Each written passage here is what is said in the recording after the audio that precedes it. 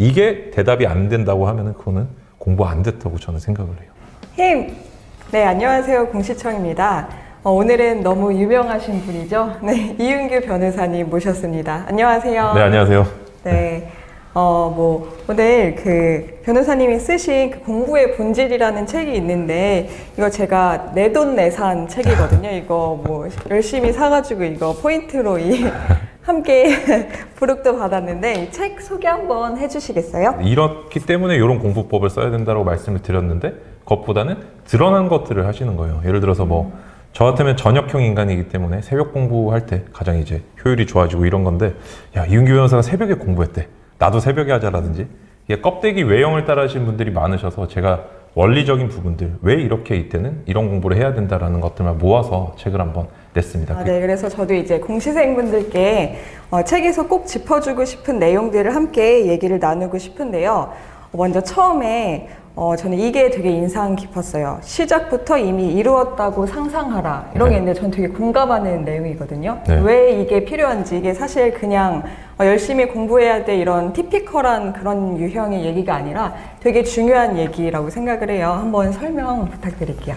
네, 두 가지 이제 이유가 있는데요. 공부 방법적인 면이랑 이제 멘탈적인 면 이렇게 두 가지가 있는 것 같아요. 근데 첫째 이제 방법적으로는 내가 사실 공부가 잘 될 때는 문제가 별로 없어요. 사람이 무슨 일이든 다 그럴 텐데 위기가 왔을 때 어떻게 돌파해내는지, 수험기간에 슬럼프라든지, 내가 사실 공부 시작한 지 3일 만에 슬럼프에 빠지진 않거든요. 근데 좀 하다 보니까 내가 예정대로 잘 안 돼요. 이럴 때 이 사람의 행동 양식을 결정하는 게 알미거든요. 이 상황이 어떻게 하면 그래 이게 다 지나가진다든지 극복이 된다는 건데, 이미 합격한 사람처럼 내가 행동한다는 거는 어떻게 합격한지 알고 있는 거예요. 다시 말해서 이 상황을 내가 객관적으로 볼 수 있게 되는 거죠. 원래 여름에 힘들다든지, 강의를 처음 듣기가 어렵다든지, 책을 한 번 보는 게 힘들다. 그렇지만 두 번째, 세 번째까지 버티고 잘 보면 잘 될 거야. 이걸 아는 사람은 첫째는 원래 힘든 거야 하고 그냥 좀 넘어갈 수 있는데, 모르는 분들은 그냥 야, 공부 왜 이렇게 힘들지? 나는 여기 좀 안 맞나? 나랑 이런 식이 좀 되는 경우가 많죠. 그래서 방법적으로 내가 지침, 이제 방향성을 정확하게 알기 위해서는 합격한 사람처럼 행동하는 게 그 과정을 모두 알 수 있기 때문에 중요하고요. 두 번째는 이제 멘탈적으로 이미 나는 합격했는데 과거로 돌아가서 이걸 다시 생활한다고 하면 되게 별거 아니거든요. 마치 내가 물론 미래는 경험해보지 않았지만 내가 체험해본 것처럼, 그리고 이게 아무것도 아닌 일처럼 자꾸 생각을 하다 보면은 자기가 그냥, 그리고 사실 합격 수기 같은 것들 많이 보다 보면 합격한 분들은 슬럼프가 부단히 많지만 부단히 또 없어요. 그러니까 하루하루가 슬럼프지만 이거를 당연한 걸로 받아들이고 넘어갔기 때문에 사실 합격 수기 별로 안 적는 거예요. 진짜 힘든 것만 한 줄 정도 적죠. 그러면 내가 겪는 고통도 어떻게 보이냐면은, 결국에 내가 현재 겪는 고통들이 결국에는 나중에 합격하고 내가 어디 일기장이든 수기든 썼을 때는 한 줄 거리밖에 안 되는구나, 이렇게 그냥 아무렇지 않게 지나가지는 것 같아요. 어떻게 지나가는지를 아는 게 되게 중요한 것 같아요. 그걸 모르면 안 지나가죠. 그래서 미리 합격했다고 생각하고, 그러려면 잘 알아야 되고, 그걸 다시 되돌려서 산다는, 그게 이제 되게 중요한 거죠. 맞아요. 예, 되게 중요한 얘기인데, 사실 그 슬럼프 말은 많이 듣는데, 이 슬럼프가 왔을 때 내가 어떻게 하면 되지? 합격한 사람들이 어떻게 슬럼프를 이겨냈지? 그럼 내가 해야 되는 건 뭐지? 이렇게 생각하는 게 되게 중요하다고 생각을 하거든요. 네, 맞습니다. 슬럼프의 기간을 인식하고 슬럼프가 온다고 생각하고 내가 어떻게 이겨낼지 이것부터 대비를 하면서 같이 공부를 하면은 좋을 것 같습니다. 네. 네, 그리고 이제 처음에 공부 시작할 때 합격 수기를 많이 본다고 하셨는데, 그렇다면 합격 수기가 굉장히 많잖아요. 그때 합격 수기를 볼 때 주의할 사항 어떤 게 있을까요? 일단은 내가 본다라는 것보다 선별하는 게 되게 중요해요. 옥석을 잘 가려야 되고, 요즘에는 이제 뭐라고 할까, 프로모션을 받아서 쓰는 분들도 계신 것 같고, 그런데 저는 기본적으로 두 종류의 수기만을 보거든요. 그러니까 해당 분야의 어떤 최연소 합격자들, 그 다음에 수석 합격자들, 이렇게 나눠요. 그런 분들은 보면 수석분들한테 멘탈적인 부분을 좀 배울 수가 있고요. 최연소 분들한테 방법적인 부분을 배울 수 있죠. 일단 선별하는 과정에서 내가 어정쩡하다 표현하긴 그래요. 합격 꿈을 이룬 분들은 다 대단한 분들인데, 그래도 이게 합격하면 약간 나를 좀 과장하고 싶은 심리 같은 것도 생기거든요. 그게 공부하는 사람 입장에서는 그게 잘 안 보여요. 그래서 일단 가리는 게 되게 중요하고, 두 번째, 읽을 때는 표면에 드러난 것들, 제가 책을 쓴 이유하고도 좀 일맥상통하는 부분이 있는데, 내가 드러난 것들을 자꾸 따라가면 안 돼요. 어떤 수험 기간에 또 유명한 게 아침형 인간이라든지 저 같은 경우에는 새벽에만 공부하거든요. 저녁부터. 그러면은 아침형 인간 같은 걸 볼 때 저는 엄청난 좌절감을 느낀단 말이에요. 근데 그게 아니라 그 속에 들어있는 이유를 자꾸 생각을 해보는 거죠. 이유를 볼 때는 합격수기 하나만 보면 안 돼요. 여러 개의 합격수기들을 쭉 같이 계속 보면서 체화가 될 때까지 공통점을 찾는 게 중요한 거죠. 그래서 잘 보면은 내가 새벽 공부를 하든 아침 공부를 하든 이런 분들은 내가 가장 공부가 잘 되는 시간에 집중적으로 했다는 말이 써 있거나 생략이 돼 있어요. 이런 행간을 읽을 수 있어야 되고 원리 본질을 찾을 수 있어야 되는 거죠. 그래서 하나만 집중적으로 파는 게 아니라 여러 개를 놓고 왜 이렇게 했을까라고 자꾸 물어보셔야 돼요. 나라면 이걸 어떻게 적용할 것인가. 이대로 따라하겠다고 할 때 행동을 따라하는 게 아니라 이 사람의 행동의 이유를 따라하는 게 되게 중요한 것 같아요. 책에서도 그랬는데 만약에 자기가 잘 되는 시간을 찾아서 공부를 해야 되는데 뭐 아침형 인간이 기분이 좋은 이유는 아침에 공부를 해서 좋은 이유는 약간 그런 성취감 맞아요. 이런 것들이 있잖아요. 근데 그래 변호사님 말이 또 내가 새벽에 공부하면 나도 잘 돼 이런다고 해서 또 아침에 막 늦잠 자고 새벽에만 공부하면 기분이 안 좋은 사람이 있어요. 제가 아침에 늦잠을 자면은 공부를 하나도 못 하거든요. 왜냐면 벌써 아침에 패배감이 들어요. 맞아요. 그래서 아침에 뭐 10시 이러면 기분이 너무 나빠서 저녁에 공부를 못 하는 거예요. 그 패배감 때문에. 맞아요. 그죠? 네. 그래서 자기에 맞게 적용하는 게 정말 중요한 것 같습니다. 변호사님도 되게 합격수기를 많이 보시겠지만 보통 이렇게 표면으로 드러난 것들을 무작정 따라하는 게 되게 위험하다고 생각해서 제가 모든 합격수기를 다 말씀해드리지 않거든요.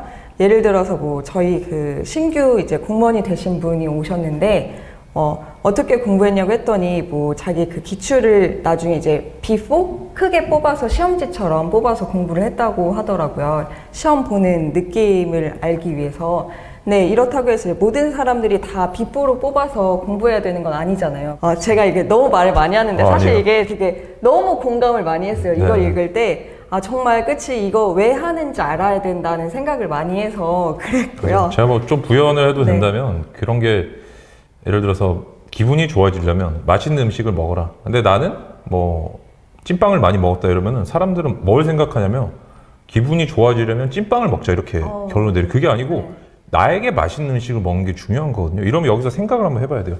나는 뭘 좋아하고 뭐가 맛있지? 이렇게 돼야 되는데 찐빵 먹으라며 이렇게 해보면 나 기분 안 좋던데? 그러면 저는 사실 그런 얘기를 한 사람은 어떤 걸 지금 들으셨을까? 찐빵이 그렇게 강렬했나? 이런 식으로 되고 그리고 심지어 이래요. 어떤 이제 또 많이 얘기를 듣다 보면 어떤 분은 찐빵, 어떤 분은 뭐 김치, 어떤 분은 생선 이러면은 사람마다 공부법은 다 다르지 않나요? 이렇게 하는데 글쎄 이게 다른가요?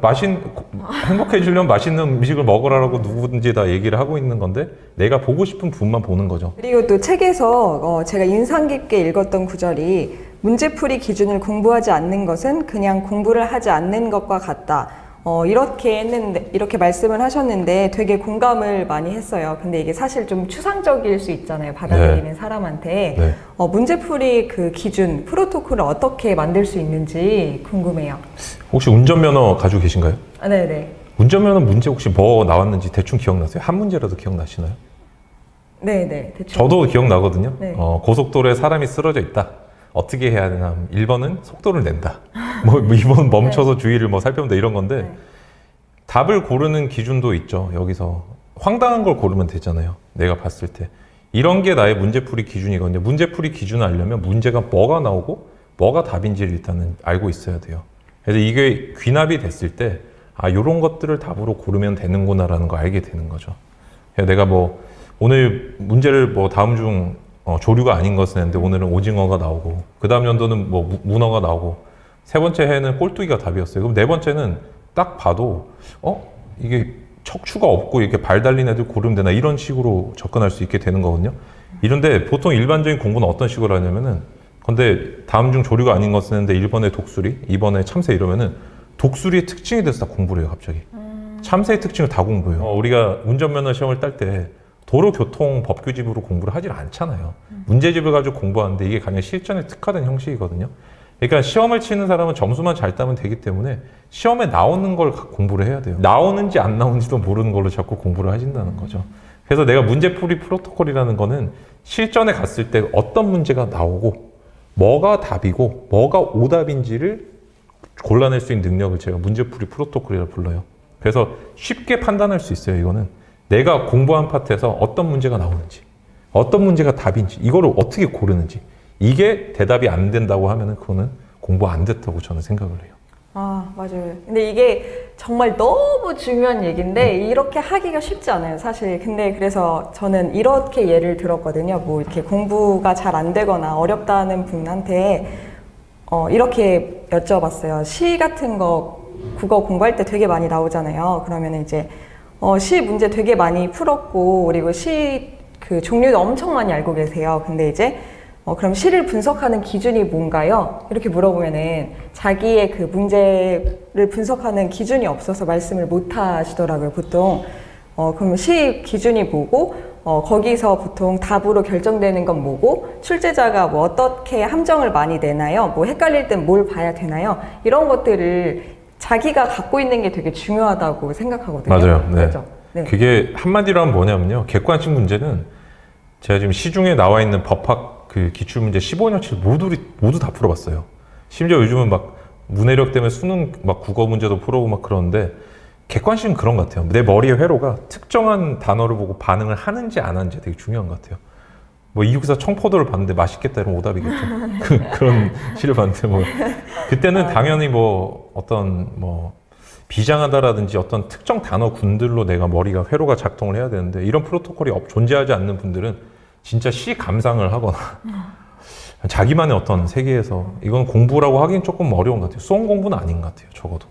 그죠. 그래서 뭐 아까도 말씀하셨는데 뭐 독수리가 나오면 독수리의 모든 지엽적인 것들을 판다. 약간 네, 이런 식으로 변형이 되거든요. 맞아요. 그죠. 네. 되게 공감하는 것들이 많아가지고 네. 이런 것들을 꼭 말씀드리고 싶은데 그러면 이제 분석 프로토콜을 짜는 법 3가지를 방금 알려주셨잖아요. 네. 그래서 예를 들어서 뭐 국어나 영어에 바로 적용할 수 있게끔 하려면은 뭐 말씀하신 대로 문제를 어떻게 봐야 되는지 한번 구체적으로 말씀해 주실 수 있어요? 일단 뭐 공시 준비하시는 분들은 공시처님 책 보시면 돼요.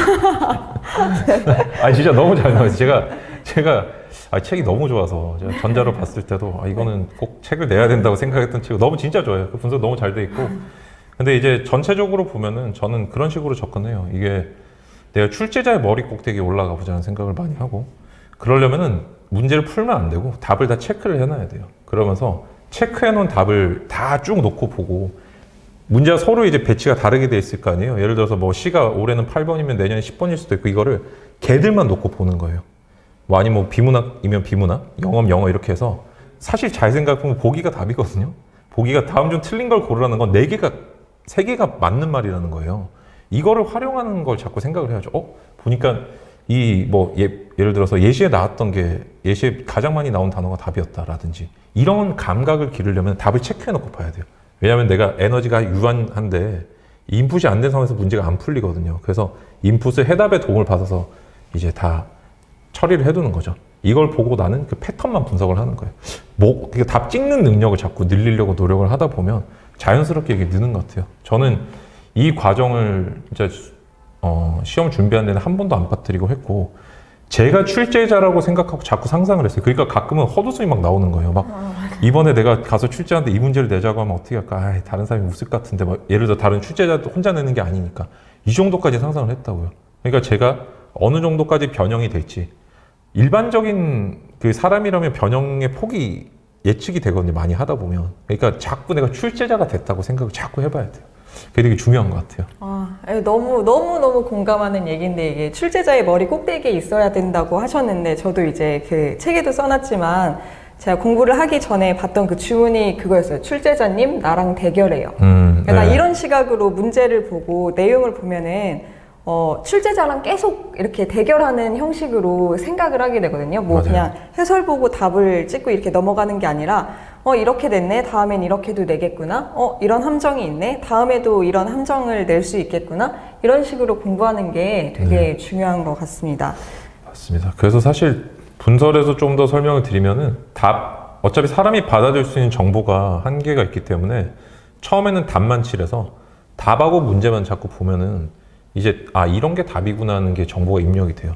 두 번째 단계에서는 나머지 선지들까지 같이 봐주는 거죠. 이렇게 나눠서 보는 게 되게 내가 성취감도 높아지고 효율도 되게 높아지는 것 같습니다. 저는 그런 식으로 공부를 했었거든요.